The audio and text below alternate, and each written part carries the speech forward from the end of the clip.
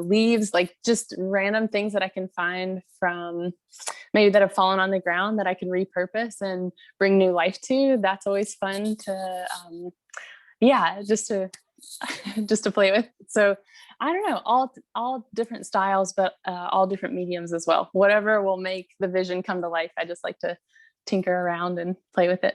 That's awesome. If you were a plant, what would you be? Ooh. um, I think a ghost pipe plant.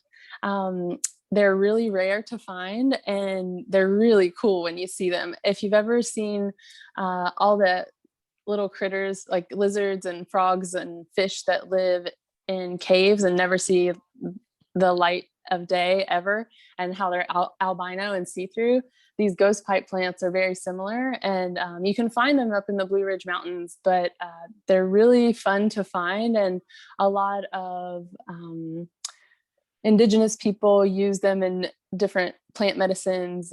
They say that it helps you see below the surface. So for me, when connecting with people, I love to go below the surface. Like, it's always nice to say, how are you doing? And, oh, the weather is good today. But like, I want to know who you are, why you are the way you are, what makes you tick. So I think ghost pipe plant is that's my That was jam. such a deep answer for Oh, sorry.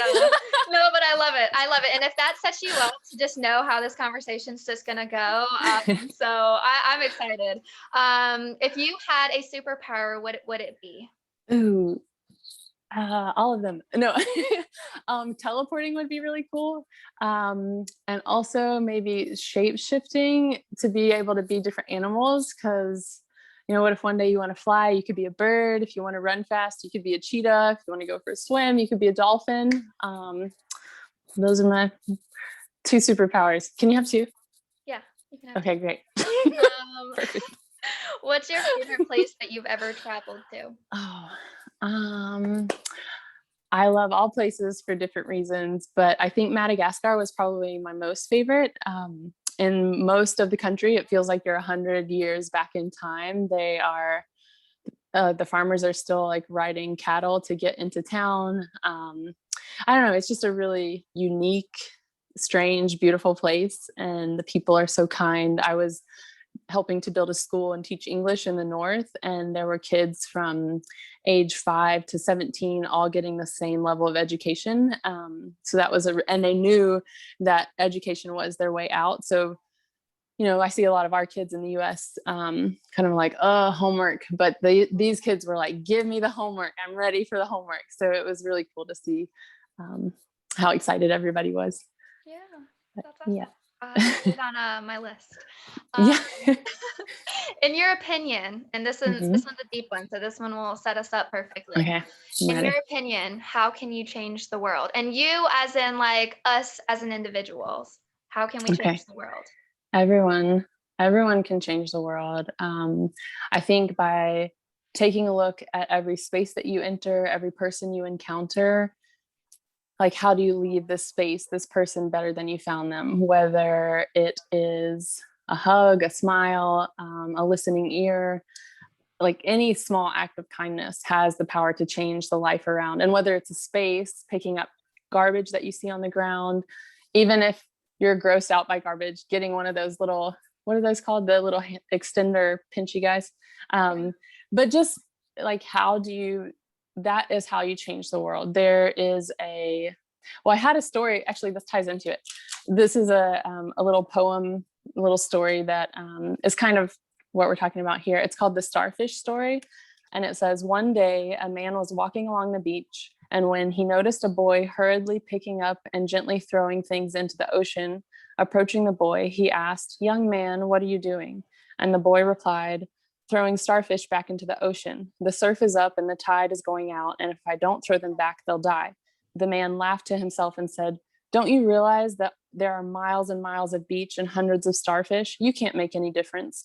And after listening politely, the boy bent down, picked up another starfish, and threw it into the surf. Then, smiling back at the man, he said, "I made a difference to that one." So, whether you are one person or a million people, we can all do small things to change the world. Even if it doesn't seem that big, all of our little acts of kindness can build up to big things. So, yay. Wow. Way to set the stage, Sid. Way to set the stage. So the point behind starting with icebreaker questions, is really just for you all to be able to get to know Sydney more than who she is on the outside, what she does for a living. It really just helps you get to know her more on a personal note. And I know Sydney's all about that. I know I'm all about that. And I feel like if you are here, you may also really be about that as well. So I hope you learned a little bit about Sydney, just like I did. So to get right into today's happiness and mindfulness and just unpacking those two topics, first, Sydney, I would just like if you could introduce yourself, tell us a little bit about your background, and then even just some of the current ventures that you're doing. Okay. Yeah, I am. Where do I begin with that? A lot of people always ask, what do you do? So what exactly is it that you do? Because I'm always kind of got my hand in a lot of things, but I joke and say I do everything but knitting and plumbing. I lead international yoga adventure retreats around the world. I paint murals. A lot of you have probably, hopefully, seen them around Charlotte. So just bringing color to blank spaces. I love putting positive messages out into the world. Motivational speaking. Just all the things. I like to build things. I like to take people on adventures and get them out of their comfort zones, whatever that may be. So yeah, that's, I guess, sort of in a nutshell, but a lot more than that, but that's the gist of what I do, I think. Okay. Yeah. So I know you have a corporate background, like that's how you got kind of like your start in your professional Yeah. world, if you will. So tell us a little bit more about what you did when you were in more of a corporate setting. Okay. If anyone's ever heard of EPRI, the Electric Power Research Institute, I was there for 17 years. I started, it's funny, when I first came in, I was only supposed to be working on a project for 3 months, and I finished it in 3 weeks. And they were like, what do we do with you? Like, we don't know what else to do with you.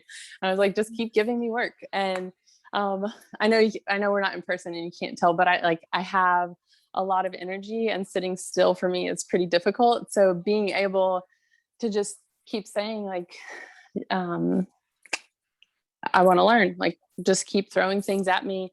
And it was a space, it was an older generation when I first came in. I was 17 when I first started, and seeing a lot of things that the only answer that I could get from people, if I would ask, why are we doing it this way? If it was something that didn't really make sense, the only answer that I ever got was like, well, we've always done it that way. And that's how you're supposed to do it. And I'm like, but it doesn't make sense. And it's pretty inefficient. So I would just start doing things my way and then present it to them afterwards. And they're like, how did you get that done so fast? And if you guys are ever presented with something like that, if you have an idea, speak up, because that's also how we change the world. Just because doing something the way that we have always, or they have always done something, maybe you have a new way that's going to make, save them time or save money, or who knows what it would be. But that's how you get raises. That's how you can bring other team members in. If you see someone else that's doing something, like they have a skill,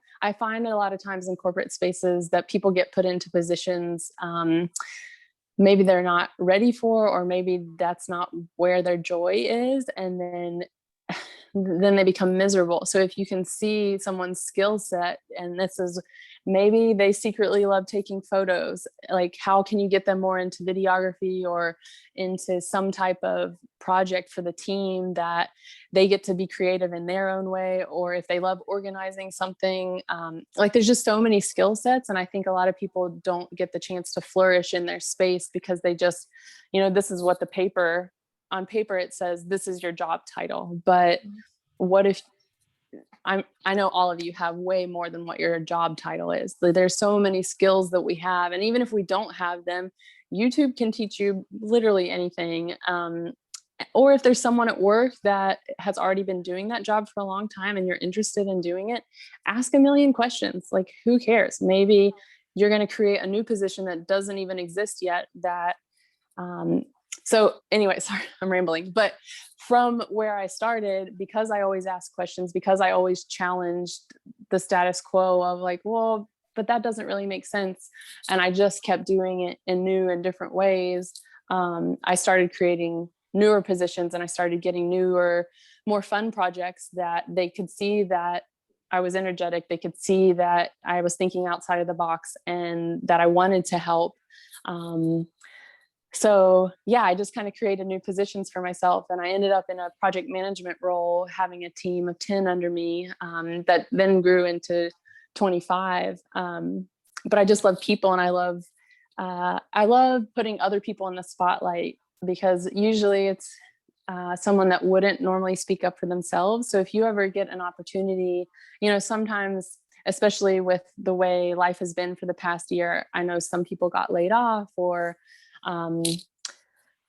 people had to hone in on their budget, and maybe people were let go, which meant you guys probably received additional work. So in that, how can you lovingly spread the load so that you don't have to take everything on by yourself? What if someone else, don't hand off a project to someone, talk to them first, but say, hey, I know that you really love this, or I can see that you're really good at XYZ. Would you be interested in collaborating on this project with me? Or would you want to take this on? Or, helping each other grow. There's, they call it the rule of 33. I think it should be the rule of 30, maybe, where having, a portion of your time always spending with people that are in your same mindset, on your same level, and then a percentage of time with people that are where you used to be and you're going to help bring them to where you are now, and then a percentage of time with people that are where you want to be going. And then so that it's always that ebb and flow of give and not take, but everyone's helping one another. And then always make sure that you're giving a percentage of time to yourself. We always forget to take care of ourselves, and then we get burnout, and it's not a good day for anybody when you're always, yes, yay. Thanks, Dan. But yeah, just making sure you're always having that balance so that you're not burning yourself out, so that you're speaking up for yourself. And also, in speaking up for yourself, we don't always take the time to recognize all of the accomplishments that we're having, all of the wins, whether they're big wins or little wins. When it would come time, I don't know how your companies work, but the company that I was in, they would have year-end reviews where, you have to fill out this form of it was mostly checking off the box of, did you finish this project and this project and this project? What about all the other projects that you had to do in between all of those other projects? And every time that someone told you you did a good job, anytime you received an email from someone saying like, I really appreciate you, save that, put it into a folder, whether you want to call it your gold star folder, your your yay folder, whatever you want to call it. Because then when the end of the year comes, you go back to that folder, and you, rather than those little check boxes, hopefully you guys have this, there's a comment box. Fill that comment box up, write a freaking novel about yourself of all the good things that you did, because we're all moving so fast. Your boss knows that you're doing a good job, but when you can go above and beyond and say, this is how good of a job that I'm doing, that wasn't proper English, but toot your own horn, because if you don't do it, nobody else is going to do it. And it took me a few years to figure that out. And you are your biggest cheerleader. So cheer yourself on all day, every day. Yay. So you say it took you a few years to get there. And I think if I feel like if this topic specifically kind of like catered to you or interest you in some way, something tells me that you are interested in learning how to get to that point. So what do you recommend as far as like getting to that point where you can be your biggest cheerleader? You can start recognizing like, it doesn't have to be such a big victory for me to be able to celebrate myself, but I can even cherish these small victories along the way. How would you recommend to someone that struggles with that to be able to get to the point that you are? For cheering themselves on. Right. Um, Or just seeing more successes in their small victories rather than just their big victories. I mean, it's easy to get caught up in the end goal, but sometimes the end goal changes and shifts along the way, or maybe that project completely gets canceled, and then it's like, ugh, what have I been wasting my time on? But really, you're always learning new skills. You're always, if you're able to collaborate with people, like that's a superpower to be able to deal with multiple personalities. There's a really great book called The Five Love Languages. If you've never read it, it's amazing. And that sounds probably like it's not for work, but you can utilize those lessons in yourself, in coworkers and family and friends and strangers. Once you start to see that, you can kind of recognize how to be able to interact with other people. But honestly, I would start every day with a gratitude list. And maybe you're like, oh my God, life is so stressful. I don't even know where to begin or what I'm grateful for. Maybe you don't feel grateful for anything. If that's the case, check your pulse. You are here. You get to have a new day. Every new breath, every new moment is a new opportunity to begin again. And then once you're done with the gratitude list, even if that's like 3 things, it could be a million things if you want to, but that already puts your mind in a good space. And then check in, what are you proud of yourself for? That could be something from this week. It could be something from this year. It could be your whole lifetime. Like when you can look back, I know we've all had different paths, but I know you've all probably had different struggles that you've had to go through, and you would not be who you are today without those different, obstacles that you've had to overcome. And taking a second to look back, which we don't do often, but taking a sec to check in with yourself and look how far you've come. And like those are big wins. And then what are your little wins every day? Were you able to, I don't know, if you have a to-do list, were you able to knock off 1 to 5 items on your list? Like those are little wins. Even if you don't get the whole list done, if if the office didn't burn down and you can come back tomorrow and you're still picking back up where you left off and you're still giving your energy and attention into that space, like those are big wins. Those are, or little, whatever you want to consider them, but you're still going, you're still here, you're still, how can you make it easier for yourself? Are you learning a new skill? That's a win. Are you able to celebrate with coworkers that are surrounding you? Like they end up being your second family because I know everybody's kind of working from home now, but these are people that are a big part of your life, whether you've ever taken a moment to learn more about them past beyond the surface level. Like how do you connect with these people on a deeper level? They are your team. So how do you get that more of that team vibe going on to support one another and cheer each other on? Yeah. Yeah. I feel like what you were saying is really tied into like how do we be more mindful as coworkers, within like our team, like how can we be more mindful of acknowledging other people, talking to them past the surface, being able to create like more genuine relationships with our coworkers. I mean, because like you say, they are really our second families. I probably spend more time with Dan, Ashley, Evan, like more than I probably do my own family. So, Yeah. it is a work family, but how, I guess let's start here. How do we define what mindfulness looks like in a work setting? And then B, how can we start practicing to be more mindful in order to start building these more, these more valuable relationships amongst our work family? Being mindful in the work setting is really kind of what we were talking about in changing the world.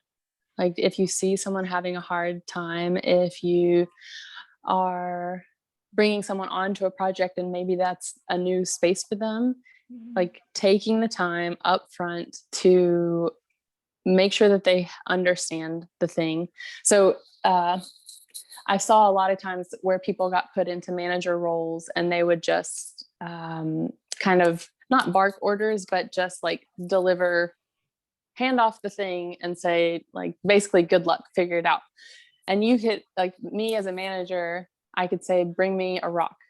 Okay. Is it a blue rock? Is it a shiny rock? Is it a big rock? Is it a what kind of rock is it? And a rock in meaning like, okay, let's say in the office setting, if you want something printed, is it in color? Is it double-sided? Does it need to be stapled? Is it like, there's so many things. So just taking that moment up front to be super clear on what your expectations are. And then there's never that miscommunication. And if there is ever a miscommunication, it doesn't have to be the passive aggressive, you're all in this together. So how can you help each other through all the little bumps and struggles that come along the way? Because um, I don't, maybe, is this answering the question? Does anybody else have No, I questions? definitely think that you're answering the question as far as like what mindfulness could look like in a work setting. Because I Okay. feel like maybe it's just me, which is kind of weird because I am part of like the younger generation. But like when you think of mindfulness, you only think about it in a way that relates to your personal life. Like, how do I practice meditation? How can I get into yoga? How can I practice those type of exercises? But I feel like that has been so tied to how people can just be people in their personal lives. And Mhm. so here, I think it's just really important that people learn, like, yes, that's what mindfulness is, but this is how we can also be more mindful in the work spot Mhm. because, like, these people are our family as well. Like, we make relationships with these people. We spend most of our time doing this job. Why not do it in a way that we are being very authentic and very mindful in what we are Mhm. doing, very intuitive and just very, what is it, purposeful in our actions. So I Mhm. definitely think like, I definitely think that you're answering the question as far as that goes. And So even mindful for yourself. I sent Jasmine some breathing exercises for you guys, some journaling exercises, some yoga if you would like to ever dive into that. There's so many things that you can do in the workspace, like if you're having a stressful day or maybe you're getting ready to go into a meeting, just taking that moment, centering yourself, take a few breaths, close your eyes. Even if you have to go into the bathroom and just like be alone, if there's not a way to, maybe you're in a cubicle space where there's so much noise around you, or maybe wherever you can go, even if you have to step outside, just somewhere to center yourself and come back to yourself, and then present yourself however, however you need to, because life can get stressful. Talking to people can get stressful. Everybody's got different things going on, but always knowing that we're all fighting some type of battle, mhm, whether that's home life, maybe your pet is sick, a family member is going through something, you are going through something. So just always approaching it with kindness, because if somebody's having a bad day, there's probably a reason for it. Or maybe, maybe their whole life they weren't treated kindly. You never know what someone has been through or what they are going through, and how you can change their whole life around mhm. just in taking that moment to check in with them, see how they're doing. And maybe that's not your nature, but how cool to be able to challenge yourself and try to go a little deeper than you ever have before. um yeah, I feel like I'm rambling again, but No, I love your rambles, Sydney, and I'm sure everyone on the call does as well. I mean, even though they're rambles, I think you say a lot of really, really impactful things that I think can really help people just start practicing how to get to the point that you are at. So um, thank you. don't ever apologize when you ramble. Like you tell me, don't apologize. Don't apologize, Sid. Okay. So I kind of want to get a little bit more into this idea of happiness because you've touched on Mm, it a few times with just kind of the environment that we've all been living in with COVID, racial mhm, injustices, just all types of just negative things happening to society. And I just wonder, I think that we can relate this either on a personal note or professional note. I think maybe mhm. we have time to divulge in both. Yeah. But how can people, past all of the negativity, start getting to the place where they can start, I guess, like being more happy? Like, answer in the chat if you want to, but what makes you happy outside of work, outside of, outside of work, what makes you Mhm, happy? What brings you joy? mhm. Spending time with family, the little things in life. Talk about. Maybe like Taco Bell, yeah. Okay, so things like this, like how can we start I guess, indulging more into what makes us happy and start Okay. being able to get past all of this negative space that I think that we've all kind of been in. Okay. Well, taking a look at some of the responses. Storyline. First, I would say travel. Yes. So first, making a list of all the things that bring you joy. It can be the longest list you've ever written. If you haven't checked in with yourself in a while, like take time to really do that. And what are the things that bring you joy? And then take a moment to write all of the things that you are currently doing, all the things you're currently spending time on. Put those lists side by side and compare them, and where is the imbalance happening. If you're spending so much time on this list where it's basically sucking your joy, like how can you, maybe you learn task management a little bit better so that you can manage all the things going on in your life. In the corporate space, you hear time management a lot. That is not real, because there's only 24 hours in a day, 7 days in a week. You can't change time. You can change how you manage your tasks. So maybe on Mondays you do XYZ, on Tuesday you do XYZ. Like how maybe you create a new flow for yourself so that you're not completely overloaded. And maybe you start having meetings with other team members to balance the load, whatever that needs to look like, so that you can create more time and space for yourself. Whether you wake up an hour earlier so that you can get your meditation and yoga and drink coffee, or maybe somehow you can bring your lunch to work, so that you can have a shorter lunch so that you can go home and enjoy your nice wine, or you can, whatever adjustments need to happen. I saw travel on the list. A lot of people say they don't have time or money for travel. Babysitters, honestly, it makes me so happy. I couldn't read all of Mike's message, but sorry, answers keep popping up.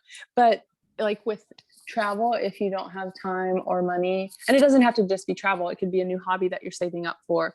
What are the things that you're currently spending money on? Are you buying an $8 coffee every day? Or are there things that you're spending money on? Are there recurring subscriptions that are happening that, money's just coming out of your account? That, do you really need the subscription to that thing? What are the things that you can take away that are currently sucking up that money? And then, or maybe are there old things laying around your house that you can sell on Marketplace, on Craigslist? Have a yard sale. There's so many things that can happen so that you can have that money back. And then honestly, for the time space, just blocking the time for yourself. So many people say they want to do things and they're saving up for when they retire. What if you, not to take it to a morbid place, but I have lost so many people in my life, and a lot of people that, they had big dreams and they never got to accomplish those dreams because they were always waiting for that one day win. And I could finish talking to you guys. I'm so grateful to be here speaking with you, but I could leave you now and go and get into a car accident and I'm not here anymore. And if I'm always living my life for that next day, that one day that it's going to happen, like every day should always be lived as if it's your last, because you don't know how long you have with the people in front of you. They may be gone, you may be gone. You don't know when that day will come. And do the things that bring you joy now, because now is all that you really have. And that can seem scary, but it's also exciting because you get to spend your time doing what you love and with the people that you love. And if you don't have anyone in your life that you can be spending time with, pick up a hobby that you've always wanted to try, and you'll meet new people that are doing the same hobby as you, that are interested in the same things. Like there's so many ways that you can shift your life for the better. If you don't like your job, go get a new job. If you don't like the people you're surrounding yourself with, go surround yourself with new people. Like there's so many, and even I know that we're all in the computer space now where some spaces are more limited than they used to be, but there's still ways to connect with people. If you can't see your family on a regular basis, we still have technology. I know it's not quite the same thing, but at least you can still see each other's faces. So there's so many ways that we can be creative in doing what we love and saving up for that that time when we can do it, but every day, yeah, like Lo just said, live in the now 100%. So I don't know if I answered your question. I hope that I did. No, you definitely did. And I think you shared a really important message in there too. Just, saying like, I think we're all trying to accomplish our goals, especially within like our workplace. I think we're all really busy. We all have, projects that we're trying to do, conferences, programs, and everything that we're trying to put on, especially in an entrepreneurial setting. Working at Packer Place, so many entrepreneurs, I think, are just so wrapped up in creating their ventures and getting it launched, getting it off the ground. And I think that that's all great. But I think the question that we need to start asking ourselves is, are we living in the now though? Like, yes, we are working towards, signing that multi-million dollar deal at the end, or making a multi-million dollar exit. But what are we doing right now in the thick of it to make ourselves happy? So I think like just the message of make sure that you take the time to indulge on a daily and weekly basis of just doing what makes you happy, I think is extremely powerful on that. To kind of reel it back to when you were in corporate, just, to kind of like make it a little more relatable. Because I love your life, and I love like how like crazy and adventurous and spontaneous it is. But like, I guess more in like the corporate world, like when you were still living that kind of lifestyle of the 9 to 5, how were you able to juggle, the 9 to 5 work, coming home, taking care of yourself, indulging in what makes you happy? Like, because that's, I think, what my personal struggle is. And I only assume that people on the call that also work the 9 to 5 or are in the entrepreneurial setting where they work crazy hours, like, how can people juggle their time better to start? Like, people are tired. How do we get past the tired? How do we get past the worn-out in order to start making us happy too? So I'm sure most of you on here are not just working a 9 to 5. I was working so many hours a week. I was traveling. I was home for maybe 3 months a year. I was always on the road. I was working ridiculous hours. And it came to a point where I was so stressed out. I broke my back teeth from grinding at nighttime. And I was like, whoa, this is clearly affecting my health. This is not good. And I need to change something. Hopefully you guys aren't to that point, but if you are, yeah, it's the same thing with the task management. I'm sure every project that you're assigned to and given and part of, everybody thinks theirs is the most important, and everybody's head is on fire because they're running around like, yeah, it was due yesterday, but do you have time for this? I'm going to add it on to the pile of all the other things that you've got going on. And you're like, whoa, I can barely breathe over here. Give me a second. So that task management will truly help you. And sometimes it takes making an actual list and showing it to your other team members and saying, I would love to help you and I'm excited to be part of this. However, this is, you can have your scroll that rolls out onto the floor. Hopefully it's not that long, but truly showing them your list and saying, I'm happy to help you, but this is what I've got going on at the moment. And these are supposed to be top priority. Is yours truly, and put the question back on them. Like, is this really urgent? And they're like, oh no, actually, in like two weeks, it's okay. And you're like, what? So having those conversations, sometimes they're hard conversations, but really, even if it's your boss, even if it's someone that you might not feel comfortable saying something like that to, sometimes they need to hear that. Sometimes they don't realize how much pressure they are putting onto someone else, and being able to kind of check them and say, hey, like, and tough conversations seem scary, but they are never as scary as that we actually build them up to be in our head. So then that allows the conversation for like, how do we come to a solution? How do we find a better way to do XYZ? How can we work together to make this less stressful? Are there other team members that we can bring onto this project? There are always solutions. So instead of complaining about getting more work, figure out a solution first, figure out someone else that can help you, talk to that person. Like, I would create completely new teams all the time and be like, hey, you're good at this. do you want to join me in this thing? And again, like this comes back to the end of the year.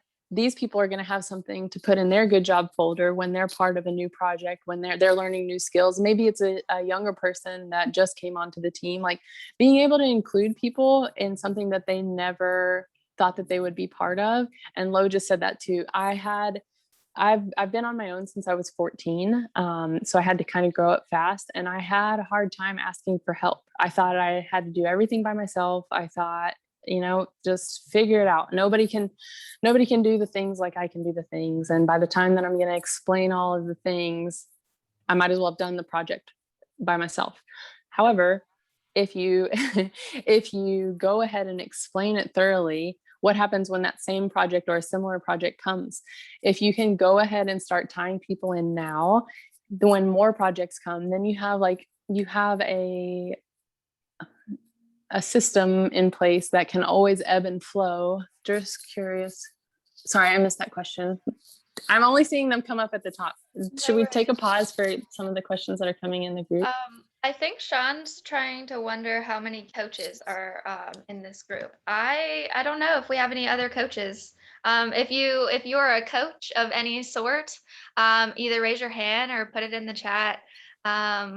There's also another comment that I kind of wanted to get your thoughts on. And it was from Diane, and she said, and it was related to when you were saying about how, at work, our bosses or our managers, they'll put things on our plate, even though we may not have the capacity to do so. So Diane said, no company ever considers the amount of work they've piled on you and what you sacrifice to get it done when they're just looking to reduce the headcount. What are your first initial reactions to that? Like, how can we go about kind of changing that, like how that happens with our higher ups? Sorry, can you reframe that? So how do we get our bosses to see the value that we're bringing and how much work we already currently have? Exactly, without it just being, maybe rather than just hiring on another person to the team, like they'll just be like, oh no, you can handle it, like take it. Like, how can we get it across to our managers or our bosses or whomever to say, like, no, like you've already piled enough. Look what I've already sacrificed to complete everything that you've given me. Like, I guess, what are your thoughts to that? Like, how can we go about resolving that issue? I had to have, so my company had, maybe in the last 5 years that I was there, I had 7 different bosses. And each boss was, it's that same thing, that they were put into a position where they weren't really ready to manage people. There were 2 that they were really kind, but that just wasn't their, they weren't people. And being able to show them the workload, because you probably have bosses that don't know everything that you guys do because you're just making things run smoothly and all the magic's happening and they just see the end result. But again, having that task list and saying, I really just I would love to have a conversation with you. And again, putting it in their court, saying, this is the load that I've got right now, and I would love your help in helping me reorganize what is truly a top priority. Because when they can see that list and see all of the things, and if it's one item, maybe it's one project that you've listed out, but what are all the things that go within that project? Are you managing people? Are you having to check in with people? Are you having to contact vendors? Are you relying on other people to hear a response back before you can actually go on to the next item? Like, list every single thing out that you are working on, and everything that your time and energy is going into.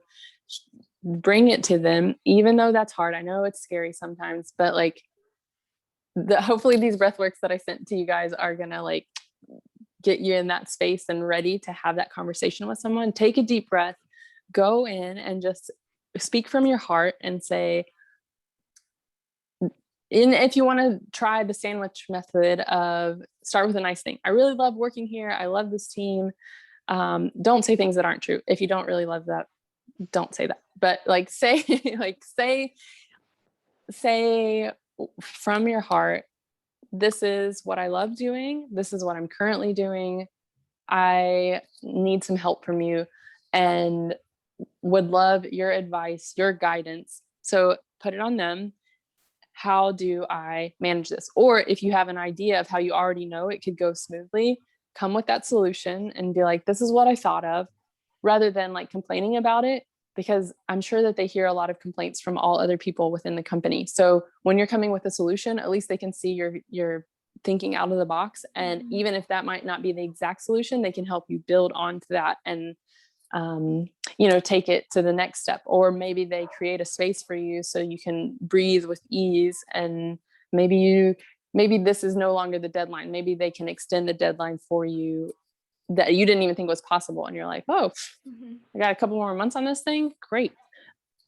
I don't know if that was helpful or not. Does anybody have any, if you guys have specific questions, I would love to hear them. If there's something that you like need help honing in on, yeah, let me know. No, Unmute it's yourself. perfect that you transition into that, because we do usually have like a Q&A bit like right at the end, Oh, good. like 15 minutes. So we're good on timing with that. So yeah, if you do have any questions, we already have a question from Lo. Sid, what are you most proud of yourself for? Oh man. In workplace or in what are we Both. talking about here? Both in life. Yeah. Okay, workplace. Workplace, I think just being able to create new spaces for people, create new mindsets for people, new methods of how to do things, making life easier for other people, because ultimately it makes life easier for you. So yeah, I don't know. I just came up with a lot of like systems for different people, even if that's making like some type of checklist whenever a similar type of project is going to keep happening and happening, like whatever can happen to make your life easier. Whether it's a spreadsheet that this one conference happens every year and you're going to need the same thing over and over, what are the things that can make your life easier? And just, if you don't know where to begin with that, Google your problem into the Google space and then see what other people have come up with, because you more than likely are not the only person with that problem. So maybe you find like 10 different examples from other people, take pieces from those different examples and create a new thing, a new method, a new words are my words are not working.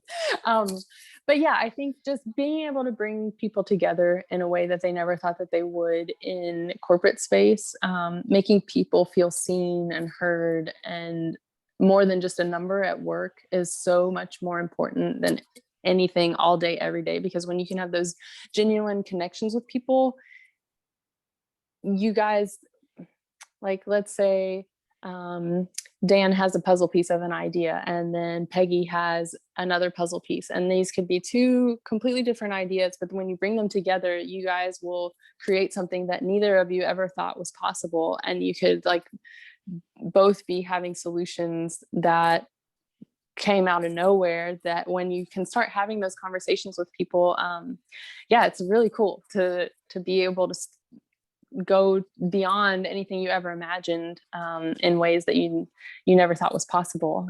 There's a really cool video. I hope you guys all Google this afterwards. It's called "Where Do Good Ideas Come From?" And it's it's this really fun video. It's a guy on a whiteboard and he's making all these little tiny, well, I don't want to ruin it for you. You have to watch it, but it's really good. Where do good ideas come from? And then in life, I think just always being myself, not taking no for an answer. I've been told no so many times and I didn't listen. I didn't listen to any of it, because the people that are projecting their fears onto you is just because they never took the chance. They never fully believed in their dreams and, took a risk. And what's the worst thing that happens if you take a risk and maybe you try something new and you don't like it? At least you tried it and now you don't like it. But what if you love it and you that's your new favorite hobby, or you met your new best friend or your new partner, or who knows what could happen. But it's better to live a life of old wells rather than what ifs. If you're always like questioning, oh, well, what if that would have happened? Or what if I would have done this that one time? Yeah, there's like the first time that I wanted to go skydiving for 4 years, and I kept asking friends, I kept scheduling jump days. And the day before, something would always come up like, oh, wow, that day already? Like, I can't go, or I don't have the money, or always excuses. And I rescheduled those jump days many, many times. And then finally I said, if I keep waiting for everybody else to do the things that I want to do, it's never going to happen. So I just went to the drop zone. I made new friends with all the people that were there. And that became my new favorite hobby for years. So not telling you all to go jump out of a plane if you are afraid of heights, but do the things that you love. Like if you want to pick up pottery, if you want to be painting, if you want to learn how to bake, I don't know, whatever you want to do, you should do it. I'll have to take you up on the skydiving. Yeah, I've I will always go wanted with to you. do it, but it's always been like, no, not time yet. So, Yeah. um, rather than well, that's like a terrible that's a terrible example for the oh wells, because the oh wells Yeah. could like be like a really bad injury from a skydiving accident. So that's probably Uh, not the greatest example, but you know what I mean. I'll take you up on it. But just for the sake of time, we have like so many more questions, which okay. I love Okay. to see. I'm So ready. we may have to like pile through these a little bit. So Yay, Aaron Annie. Meskin, he asked, as you've been sharing your joy out in the world, what's been the most rewarding part of doing this? Ooh, just seeing it, that joy ignites other people's joy. Like when you can truly, fully be yourself and not care what other people think, and just like, if smiling at someone brings you joy, if giving someone a compliment, if taking a moment to listen, like you being you, and you, even if you don't know the person, like who cares? You may never see that person again, but, or maybe that again, new best friend, new whoever, new lover, new, I don't know, maybe you guys go and start a new business together. Who knows what's going to happen? But you bringing joy to yourself is only going to like radiate out of you. It's that ripple effect. When they see you shining bright, then it totally allows other people that may have never felt like they could live in that space. It wakes them up in a way that, and they're like, what the heck is going on? Like, how are you so happy? Why are you so happy? Well, why not? Why be miserable? Like, yes, everybody has bad days, but don't wallow in those days, because you're still alive. You can still change at any point in time, even if that feels scary, even if it feels overwhelming, even if you don't know where to begin. Like baby steps, write out whatever the thing is that you want to do, and then work backwards. What do you have to do to get to this space, to the end goal? What are the steps that need to happen? How do you start taking those steps? What is it that's going to bring you joy? Dive into that, whatever that is. That's awesome. Christmas every day. Yes, Patrick. I like that. Amy Jean, she asked, what is your approach when the truth is not kind in the short term, but necessary to reach long-term results? And then quickly, where can she find your murals in Charlotte? I know one of them, what, Skip Town? Skip Town, yes, Yep, they're that's at the one. Metropolitan. So my mom is my paint partner. We are Duarte Designs. If anybody's on Instagram, we don't really have a website. We're all on Instagram, but on that page has every location, all the details about the murals. If anybody's around this weekend, we're going to be painting at the Night Theater for the Blumenthal. So yeah, we're always posting on there when new things are coming up. And I'm sorry, can you go back to the first Yes. question? Yes. Thank you. So the first question is, what is your approach when the truth is not kind in the short term, but necessary to reach long-term results? You just got to say it, and just tell that person. Wait, can this person clarify? Is this a person that you work with, or is this a person? Thanks, Aaron. I want to help you like find a real answer, like a deeper answer. Amy, I mean, it's just a in general. general question. Yeah. Okay. I mean, you have to say it, and you can come at it with love. And even if it's a coworker, you can still be loving to someone. But sometimes people don't realize the things that they're doing and just bringing it to their intention. Maybe it's something that they've never realized. Maybe no one's ever had actual, oh my gosh, what is it called? Like feedback that is constructive feedback. So again, with those solutions, maybe you have a solution for them as you're speaking to them. Yeah, being passive aggressive is horrible. Always sweeping something under the rug, it's going to blow up later, whether that's at work, whether it's in your home life. Don't do it. It just, so there's this one's a little harsh, but I'm still going to say it. There's a quote, I don't remember who said it, but it's, if holding a grudge is like drinking poison and expecting the other person to die. Like being angry with someone is only affecting you. They might not even know that you're angry. So having those conversations with people and being like, hey, I see you and you're really great at XYZ, but I'm having a conflict with this situation. Yeah. And it also, like Lo just said, it leads to resentment. Nobody wants resentment. Nobody wants any of that. Like we're all here to live in joy and, you know, peace and happiness sound like this unreachable, unattainable space, but it's not. Like anything can be so, we make life so complicated when it doesn't have to be. Anything can be simplified if you just, yeah, mastering communication at work. So there is a book called, oh my gosh, I'm going to forget it. The Tough Conversations. No, Fierce Conversations. Jasmine, I can send you a list of a couple books if anybody really wants to dive into that. Yeah, just having those conversations in a kind way. You don't have to come at them and be like, oh, you are really frustrating and you suck at this. And how can you say that with love? How can you be like, hey, or asking them like, is something like, are you okay? Is something going on in your life that you're missing this deadline or that you're falling behind on XYZ? Maybe there's something really hard going on in their life that you have no idea that is happening because maybe they're a quiet person that doesn't know how to ask for help, how to express themselves.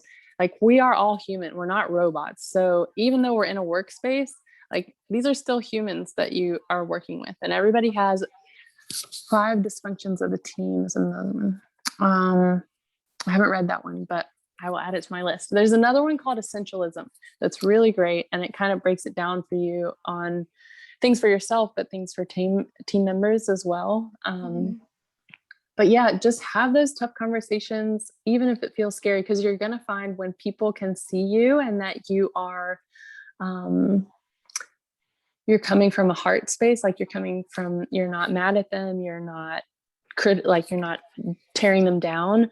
They're like, oh, this person cares about me and they want us to be able to work together, to try something new, to who knows what is going to happen. But when they see that you are an ally rather than not an enemy, that's pretty harsh, but when they don't feel like they're being attacked and you're giving space for people to blossom in a way that they may have never had in their life, that will completely shift someone. And when they see that it's affecting you in a negative way, that will also shift them, because nobody wants to hurt anybody, like ultimately, and maybe they don't realize how they're being. So just having like, get real with them and just say, hey, maybe shake them a little. No, don't do that, but give them a hug, maybe a hug. Yeah, there's just, I want to emphasize what Mike McCaff had put in the chat. Don't be passive, don't be aggressive, but be assertive. I think that that's one of the biggest things that I'm definitely learning for myself. And I think a lot of people, because it's really easy to get really tense, very constructive, really, at least for like dominant people. I don't think everyone's as dominant as I could probably be sometimes, but that's actually foreshadowing our next Unlearning series with LaFrida, is it LaFrida Henley? So so if you are kind of struggling with like me, struggling with being more aggressive than being assertive, Mhm. definitely join us for next month, which is again, third Wednesday of every month. But just to end us off, which you've been so lovely, Sydney, I so appreciate you. And just Thank like a you. super quick shout out to Lo, and Mike, and obviously you too, Sid, for just helping collab on this Unlearning series. So far, I think a lot of people are enjoying just being able to have these really real, candid Mhm. conversations. So shout out to all of you. But end us off with just a piece of advice, or if everyone was like complete, we won't assume that they were, but assuming that everyone on the call was completely checked out the whole time, what is the one Oh thing? no.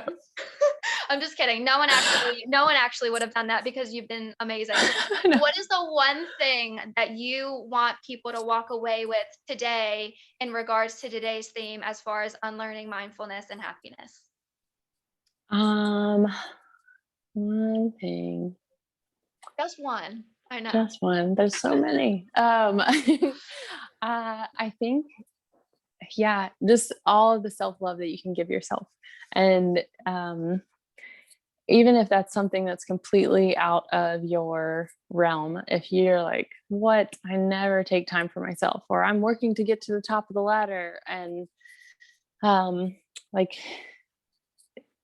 again, if you are not living in the present moment, that top of the ladder may never come because you're working your life away and then it's over. And then you're to your last days and you're like, oh, what have I been doing? I've just been, but also like, I'm going to take it back to the changing the world thing. Like, what can you be doing? How can you be that little boy throwing starfish back into the sea? How can you make a difference, whether it's in one person's life? If it's just looking at someone in the eyes, we pass so many people on the street, in the grocery store, in everywhere. And right now, of all times, people are living in so much fear. People don't even want to like be close to one another. Even if I know they can't see your smile under your mask, you can still smile at them, smiling with your eyes. You can still wave at them. You can still say like, how is your day? I love your shoes. I love your hat. I love all your colorful things that are happening. Like giving someone a compliment, having a conversation if you see someone having a hard day, just holding space. Maybe some people have never had someone just listen to them. We always spend so much time like, and it's the American culture of you're listening but with the intent to respond.